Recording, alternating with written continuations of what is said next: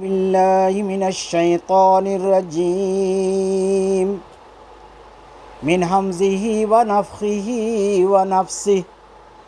بسم الله الرحمن الرحيم الحق من ربك فلا تكونن من الممترين وَلِكُلٍّ وِجْهَةٌ هُوَ مُوَلِّيهَا فَاسْتَبِقُوا الْخَيْرَاتِ أَيْنَمَا تَكُونُوا يَأْتِ بِكُمُ اللَّهُ جَمِيعًا إِنَّ اللَّهَ عَلَى كُلِّ شَيْءٍ قَدِيرٌ۔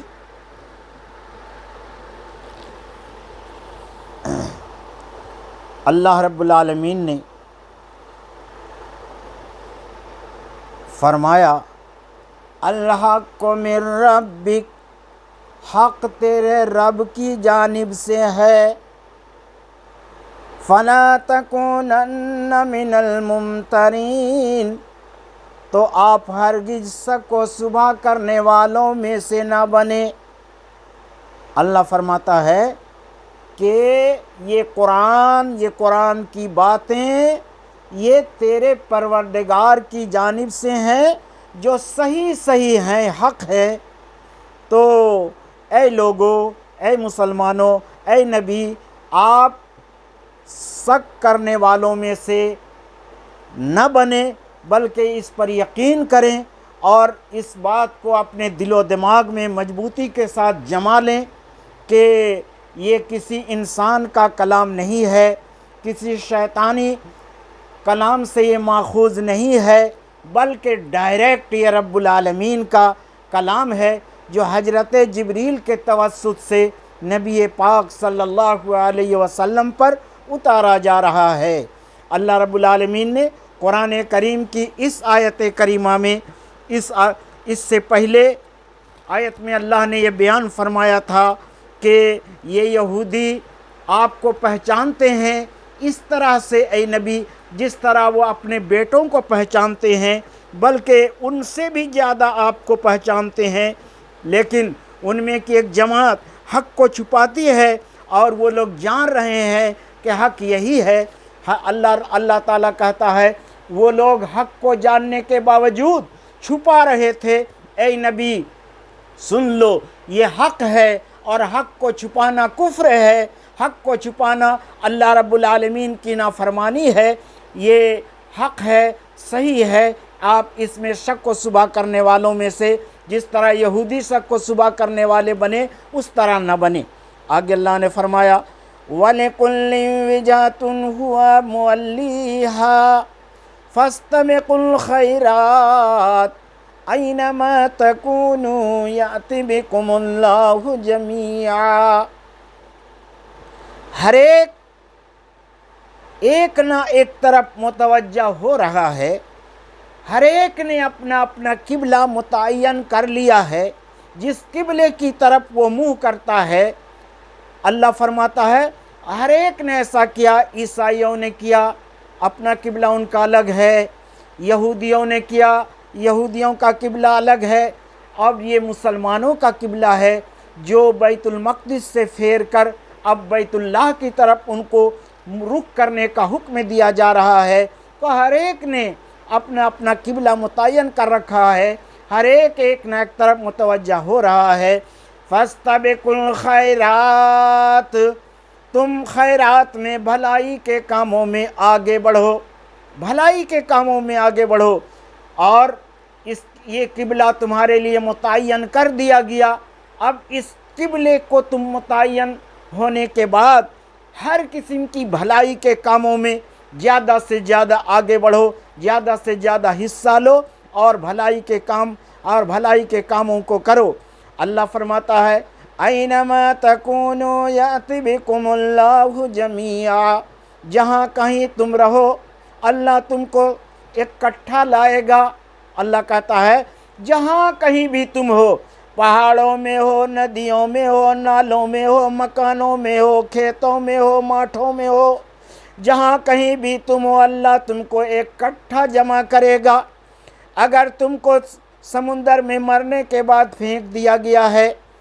चील कौवे ने तुमको खा लिया है, मछलियों ने खा लिया है, दरिंदों ने चीर फाड़ कर खा लिया है, मिट्टी में तुम सड़ गल कर के ख़त्म हो चुके हो। अल्लाह कहता है ऐनमा तकूनू याति बिकुमुल्लाहु जमीआ, जहाँ कहीं तुम हो अल्लाह तुमको इकट्ठा लाएगा, अल्लाह तुमको उठाएगा, अल्लाह तुमको सामने लाएगा। इन्नल्लाह अला कुल्लि शैइन क़दीर, बेशक अल्लाह हर चीज़ पर कुदरत रखने वाला है। अल्लाह को इतनी ताकत है कि जहाँ कहीं तुम हो अल्लाह तुमको वहाँ से इकट्ठा करके सामने लाएगा और हिसाब व किताब के लिए तुमको तैयार होना पड़ेगा। रब के सामने खड़े होकर तुमको हिसाब व किताब देना होगा। अल्लाह कहता है हम इस बात पर कादिर हैं कि तमामों को हम इकट्ठा लाएं, तमामों को उठाएं, तमामों को जमा करें। ये हमारी कुदरत है और हमारी कुदरत से कोई चीज़ बाहर नहीं है।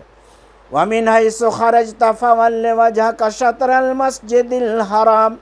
व इन्नहु लल हक्कु मिर रब्बिक वमल्लाहु बिगाफिलिन अम्मा तामलून। अल्लाह रब्बुल आलमीन फरमाता है और जहाँ से तुम निकले अपने चेहरे को मस्जिद हराम की तरफ कर लो, बेशक अलबत्ता तेरे रब की जानिब से यही हक़ है और अल्लाह तुम्हारे अमल से गाफिल नहीं है। अल्लाह रब्बुल आलमीन ने पहले एक मरतबा कहा था तहवील किबला के बारे में, फ़वल्लू वजूहकुम शत्रह वहैसु मा कुंतुम फ़वल्लू वजूहकुम शत्रह फ़वल्लि वजहक शत्रल मस्जिदिल हराम वहैसु मा कुंतुम फ़वल्लू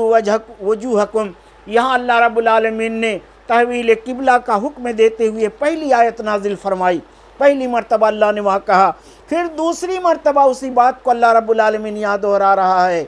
वमिन हैसु खरजत फवल्लि वजहक शत्रल मस्जिदिल हराम। ये दूसरी मरतबा अल्लाह ने कहा कि जहाँ से भी तुम निकलो अपने चेहरे को मस्जिद हराम की तरफ कर लो, वहैसु मा कुंतुम फ़वल्लू वजूहकुम शत्रह, और जहाँ कहीं भी तुम रहो अपने चेहरों को मस्जिद हराम की जानिब कर लो। लिअल्ला यकून लिन्नासि अलैकुम हुज्जा, ताकि लोगों के लिए तुम्हारे ऊपर कोई हुज्जत बाकी न रहे, तुम्हारे लिए लोगों की कोई हुज्जत बाकी तुम्हारे ऊपर न रहे। क्या मतलब हुआ कि यहूदियों की किताबों में, ईसाइयों की किताबों में ये बात लिखी हुई थी कि मुसलमानों का किबला बैतुल्लाह होगा, लेकिन वो लोग आपको देख रहे हैं कि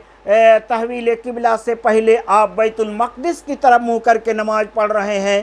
तो उनके दिल में सुकूक सुबहात पैदा हो रहा था कि हमारी किताबों में तो मुसलमानों का किबला बैतुल्लाह है, लेकिन बैतुल मक़दिस की तरफ मुँह करके नमाज़ पढ़ रहे हैं। तो अल्लाह कहता है कि हमने उनको ये एतराज़ करने से तुमको बचा लिया और हमने बैतुल्लाह की तरफ तेरे चेहरों को फेर दिया, बैतुल्लाह तुम्हारे लिए किबला हमने मुतय्यन कर दिया, ताकि वो ये कह न सकें, कोई हुज्जत कोई दलील तुम्हारे खिलाफ उनको बाकी न रह जाए, इसलिए हमने ऐसा किया। इल्लल्लज़ीना ज़लमू मिनहुम, मगर उनमें से जिन्होंने जुल्म किया, जो जालिम हैं,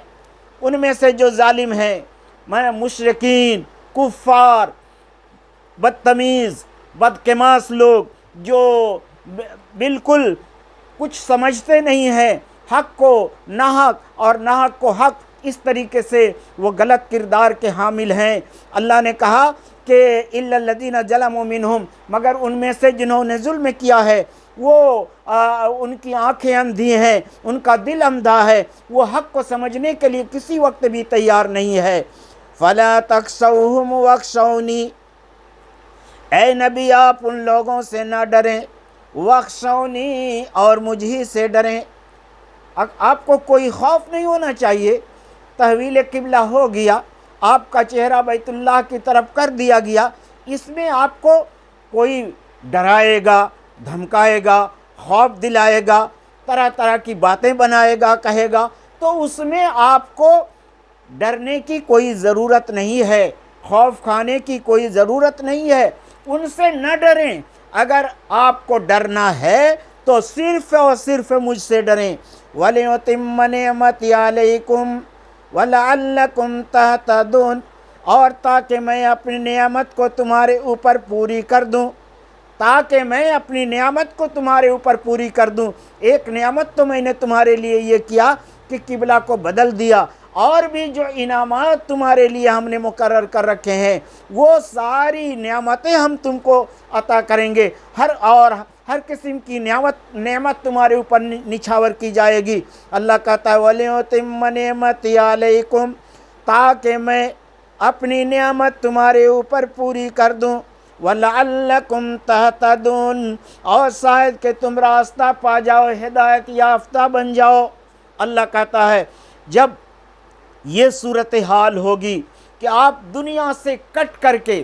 دنیا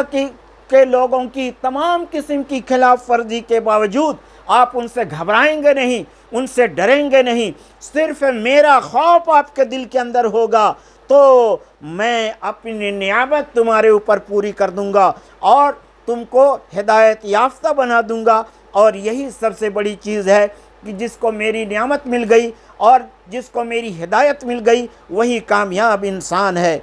کما ارسلنا فیکم رسولا منکم یتلو علیکم آیاتہ ویزکیکم، اللہ رب العالمین نے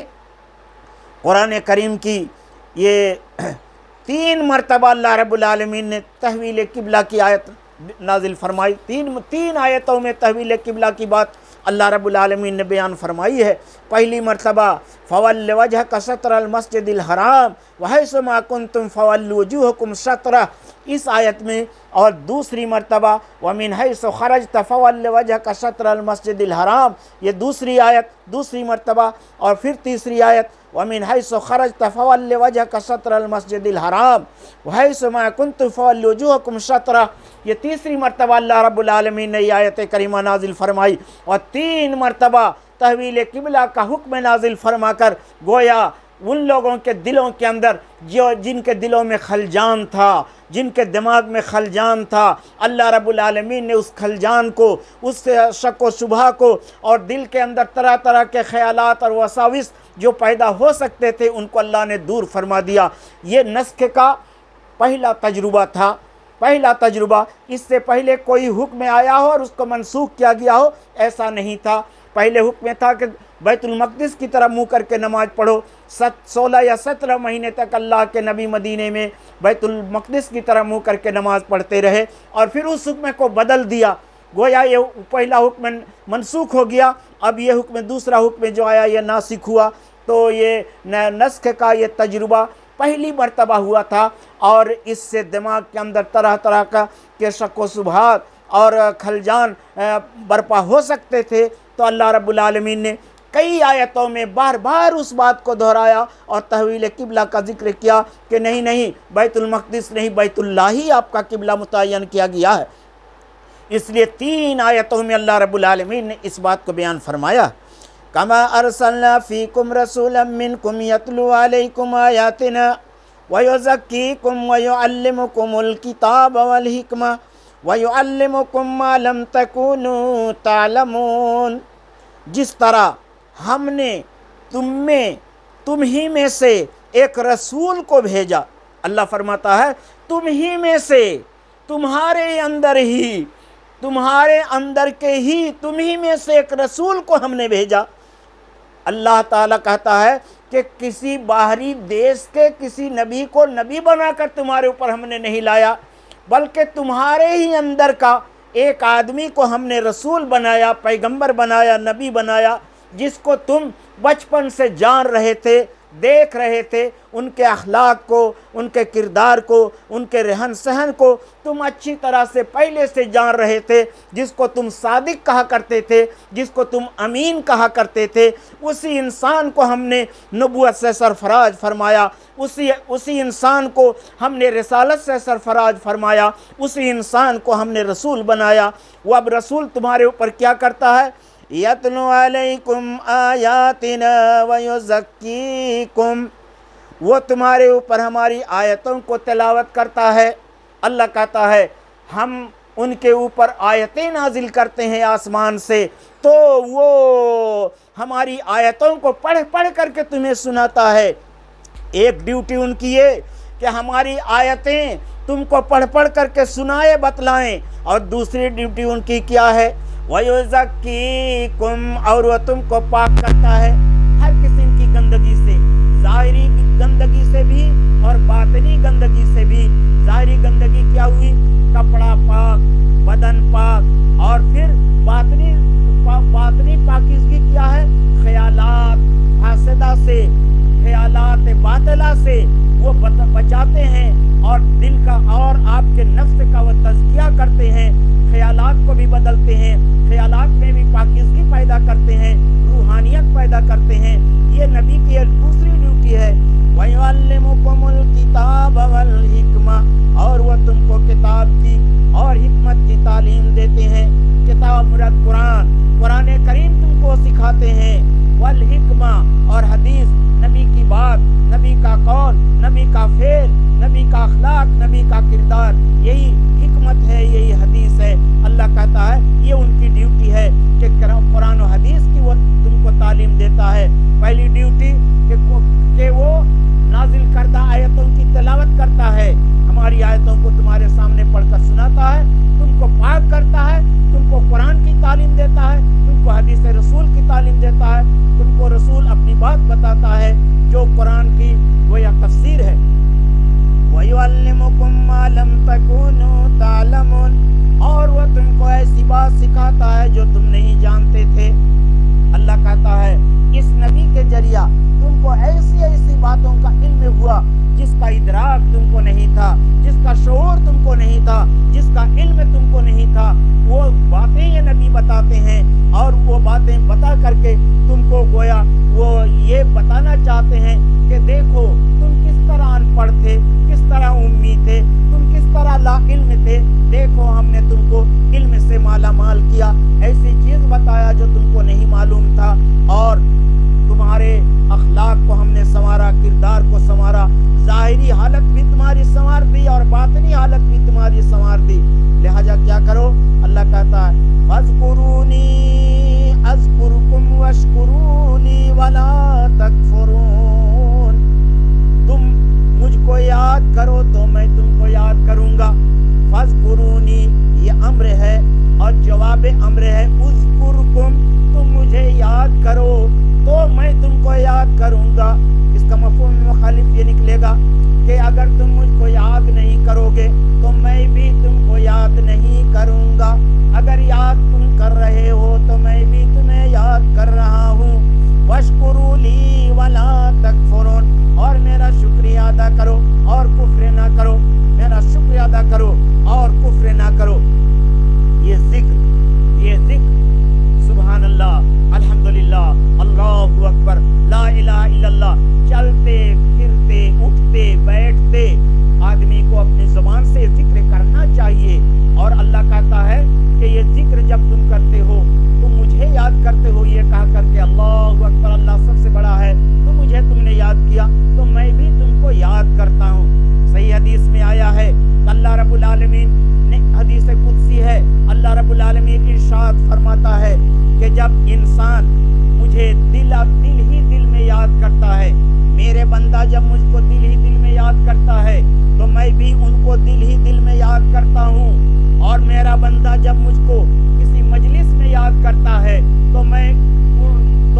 اس بندے کو اس سے بہتر لوگوں کی مجلس میں یاد کرتا ہوں، یعنی ملائے اعلیٰ کی مجلس میں، فرشتوں کی مجلس میں اسے یاد کرتا ہوں۔ اور میرا بندہ جب میری طرف ایک بالشت بڑھتا ہے تو میں اس کی طرف 2 بالشت آگے بڑھتا ہوں، اور میرا بندہ جب 2 بالشت میری طرف آگے بڑھتا ہے تو میرا بندہ جب میری طرف چل کر آتا ہے تو میں اس کی طرف دوڑ کر جاتا ہوں۔ اللہ نے فرمایا اسی کا یہ گویا اسی حدیث کی یہ تفسیر ہے، فَاذْكُرُونِی أَذْكُرْكُمْ، تم مجھے یاد کرو تو میں تم کو یاد کروں گا۔ وَاشْكُرُوا لِي وَلَا تَكْفُرُونَ، اور تم میرا شکریہ ادا کرو اور کفر نہ کرو۔ شکریہ ادا کرنے سے، دولت ملنے کے بعد، کوئی نعمت ملنے کے بعد آدمی کو شکریہ ادا کرنا چاہیے، الحمدللہ کہنا چاہیے۔ اللہ کہتا ہے جب تم میرا شکر ادا کرو گے تو میں تم کو اور زیادہ دوں گا۔ اللہ نے فرمایا دوسری جگہ دوسری آیت میں لئن شکرتم لازیدنکم ولئن کفرتم ان عذابی لشدید، اگر تم نے میرا شکریہ ادا کیا تو میں ضرور تم کو زیادہ دوں گا، اور اگر تم میرا شکر نہ کرو گے، نہ کفر کرو گے، نہ شکری کرو گے تو اللہ کہتا ہے ان عذابی لشدید، میرا عذاب البتہ بہت سخت ہے۔ تو اللہ کہتا ہے واشکروا لی ولا تکفرون، میرا شکریہ ادا کرو اور نہ شکری نہ کرو، کفر نہ کرو، ورنہ میرا عذاب بڑا سخت ہے۔ اللہ رب العالمین نے قرآن کریم کی اس آیت میں تمام دنیا کے مسلمانوں کو اور تمام دنیا کے لوگوں کو یہ کہا ہے کہ اے میرے بندو، تم مجھے یاد کرو گے تو میں تمہیں یاد کروں گا۔ اللہ رب العالمین نہ سوتا ہے، اللہ رب العالمین کا نہ اونگھی آتی ہے نہ نیند آتی ہے، ہر وقت ہر ایک کے حرکات و سکنات کو اللہ رب العالمین دیکھ رہا ہے۔ وہ پاورفل ہے اور اس کی قدرت ہر چیز کو محیط ہے، اس کا علم ہر چیز کو محیط ہے۔ اللہ رب العالمین کا ذکر اگر ہم کرتے ہیں، الحمدللہ کہتے ہیں، تو یہ اللہ کا ذکر ہے، اللہ کا شکریہ گویا ہم ادا کر رہے ہیں، تو اللہ اس سے غافل نہیں ہے۔ اور اللہ رب العالمین نے سب سے بڑا ذکر نماز کو کہا ہے، وَلَذِكْرُ اللَّهِ أَكْبَرُ، اللہ کا ذکر سب سے بڑا ہے، یعنی اللہ کا ذکر یہ سب سے بڑا ذکر ہے، اور اللہ کا ذکر سب سے بڑا ذکر ہے۔ نماز کو سب ذکر اللہ اکبر کہا گیا ہے، تو نماز کے ذریعہ ہم اللہ کو یاد کریں، چلتے پھرتے یاد کریں، کپڑا پہنتے ہوئے دعا پڑھیں تو گویا وہ اللہ کو یاد کرنا ہے، پانی پیتے ہوئے دعا کریں تو اللہ کو یاد کرنا ہے، کھانا کھاتے ہوئے ہم دعا پڑھ کر کے کھانا کھانا شروع کریں تو وہ اللہ کو یاد کرنا ہے، اور کھانا کھانے کے بعد ہم ہاتھ دھونے کے بعد دعا کرتے ہیں تو وہ اللہ کو یاد کرنا ہے۔ یہ تمام چیزیں عمل کی ضرورت ہے، اور یہ عمل کرنے ہی سے اللہ کا ذکر ہوتا ہے، اور اس سے اللہ کی خوشی حاصل ہوتی ہے، اور اللہ بھی ہم کو یاد کرتا ہے، اور ملائے اعلیٰ کی مجلس میں یاد کرتا ہے، اور اللہ فرما رہا ہے تم میرا شکر کرو نہ شکری نہ کرو۔ اس لیے تمام انسانوں کو چاہیے کہ اللہ ہی کا شکر ادا کریں۔ ان آیات میں اللہ رب العالمین نے تحویل قبلہ کی آیتوں کو بیان کرنے کے ساتھ ساتھ یہ کہا ہے کہ اے نبی، دنیا کے لوگ اس حکم کے آ جانے کے بعد، تحویل قبلہ کا حکم آ جانے کے بعد آپ کا مذاق کریں گے، آپ کو ڈرانے کی کوشش کریں گے۔ آپ کو ڈرنے کی ضرورت نہیں ہے، آپ کو خوف کھانے کی ضرورت نہیں ہے، ہم تیرے معین، ہم تیرے ناصر، ہم تیرے حامی اور مددگار ہیں، تم تک کوئی نہیں پہنچ سکے گا، تم مجھ سے ڈرو اور کسی دوسرے سے نہ ڈرو۔ ایسا جب تم کرنے لگو گے تو جتنی قسم کی نعمتیں ہماری ہیں میں تمہارے اوپر نچھاور کر دوں گا، اور ہدایت کے راستے کو تمہارے لیے ہموار کر دوں گا۔ اور اللہ کہتا ہے کہ اے دنیا والو، یہ نبی جو آیا تمہارے لیے بہت بڑی نعمت یہ ہے کہ تمہارے ہی اندر کا ایک آدمی کو ہم نے نبی بنا کر بھیج دیا۔ اب وہ تم کو ہر طرح سے اچھی تعلیم دیتا ہے، اخلاقی تعلیم دیتا ہے، علمی تعلیم دیتا ہے، تم کو پاک اور صاف کرتا ہے، تم کو ہدایت کی بات بتاتا ہے، گمراہی سے تم کو روکتا اور بچاتا ہے، اور ایسا کر کے ہم نے گویا تمہارے اوپر بہت بڑا احسان کیا ہے۔ تو لہٰذا ان تماموں کے بدلے میں تم مجھے یاد کرو گے تو میں تم کو یاد کروں گا، اور تم کو یاد مجھے کرنا